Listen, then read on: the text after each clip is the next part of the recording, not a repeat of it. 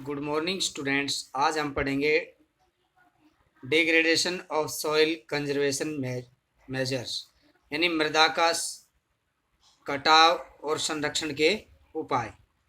मिट्टी का कटाव कैसे होता है और उसको बचाने के उपाय कौन कौन से हैं, ये सब आज हम पढ़ेंगे। Soil erosion and depletion are the major threat of soil as a resources. कहते हैं मिट्टी का कटाव और डिप्लेशन बहना आर द मेजर थ्रेट, यानी मुख्य थ्रेट माना जाता है टू सॉइल, मिट्टी का, एज ए रिसोर्सेज, यानी जो मिट्टी को थ्रेट करती हैं, ऐसे रिसोर्सेज से मिट्टी कटाव होता है।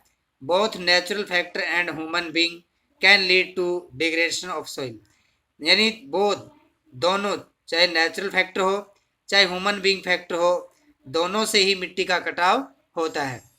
Factor which lead to soil degradation are rain wash.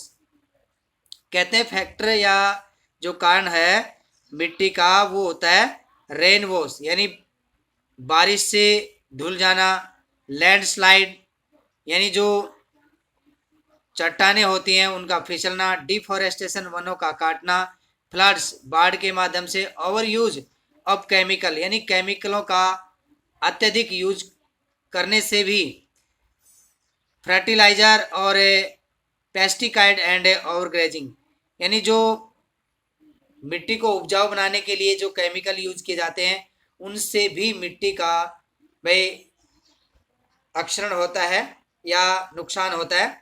Following are some method of soil conservation, यानी कुछ यहाँ तरीके मिट्टी को भाई बचाने के लिए या संरक्षण करने के लिए बताए गए हैं। तो किन किन तरीकों से हम मिट्टी को भाई संरक्षित कर सकते हैं, बचा सकते हैं। एक होता है कॉन्ट्योर प्लॉगिंग, यानी समुच्च जुताई। जैसे कि आपको एक ये पिक दिखाई दे रही होगी, यानी लहरदार जैसे समुच्च जो रेखाएं होती हैं उनमें अगर हम मिट्टी की बुआई करें या खेती करें तो इससे भूमि कटाव कम हो जाता है। देखिए, plugging parallel to the contour of a hill slopey to form a natural barrier for water to flow down the slopey।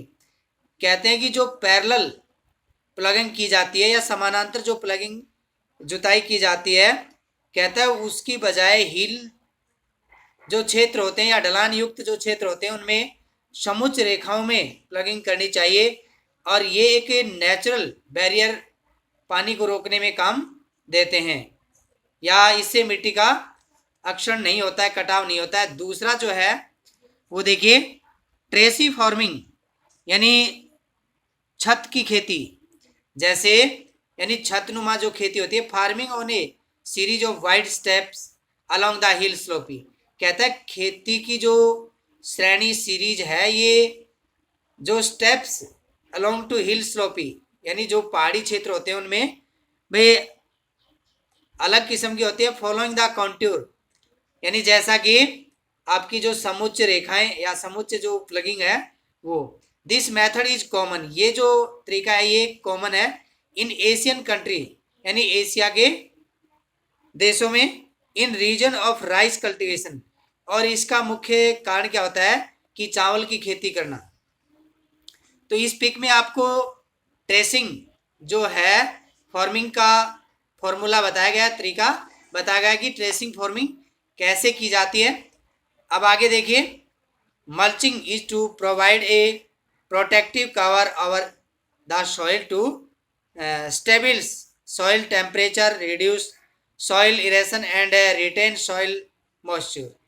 कहते हैं मल्चिंग जो होती है ये यानी जो मिट्टी होती है उसको स्टेबल करती है, प्रोटेक्टिव करती है और टेम्परेचर से बचाती है या रिड्यूस करती है, और इससे मिट्टी कटाव भी नहीं होता है। एंड रिटेन सॉइल मॉइस्चर, और जो मिट्टी की जो खोई हुई उर्वरता होती है वो भी वापस आ जाती है। नेक्स्ट देखिए शेल्टर बेल्ट, यानी आश्रय टाइप की जो बेल्ट होती है in the coastal and dry region. कहते हैं ये कैसा होता है, जो तटीय क्षेत्र होते हैं या जो सूखे क्षेत्र होते हैं, रो ऑफ ट्रीज यानी पंक्तिबद्ध जो पेड़ होते हैं, are planted to check the wind moment to protect soil cover. कहता है इस टाइप की जो मतलब ट्रीज लगाए जाते हैं या प्लांटेशन किया जाता है तो उससे हवाओं से जो मिट्टी होती है उससे उसको प्रोटेक्ट किया जा सकता है या इनसे ढका जा सकता है। जैसे कि आपको इस पिक्चर में दिखाया गया है, ये जो वृक्ष हैं ये लाइनबद्ध हैं इधर से भी, और इससे जो हवाएं होती हैं वो जमीन से नहीं टकराती है, तो इससे मिट्टी का अपर्दन नहीं होता है और मिट्टी जैसे कि तैसे भाई वहाँ शिथिल रहती है। नेक्स्ट आप देखिए इंटरक्रॉपिंग यानी अंतर फसल। Intercropping is the method of growing two or more crops on the same land in the same growing season। यानी एक ऋतु में या एक स्थान पर जो सेम मतलब फसल बोई जाती है ऐसा नहीं करना चाहिए, यानी फसल अंतराल अवश्य होना चाहिए। In this one is a fast growing crops, इससे फसल जो होती है वो शीघ्र ग्रो कर जाती है, while the other takes longer to mature. और यानी लंबे समय की बजाय कम समय में ये मैच्योर हो जाती है। It protect the soil from rain wash, और इस प्रकार से जो रेन या बारिश से जो मिट्टी धुल जाती है उससे भी बचा जा सकता है। नेक्स्ट है रॉक डैम, यानी जो चट्टाने होती हैं उनमें बांध आदि बना करके भी हम मिट्टी कटाव को रोक सकते हैं।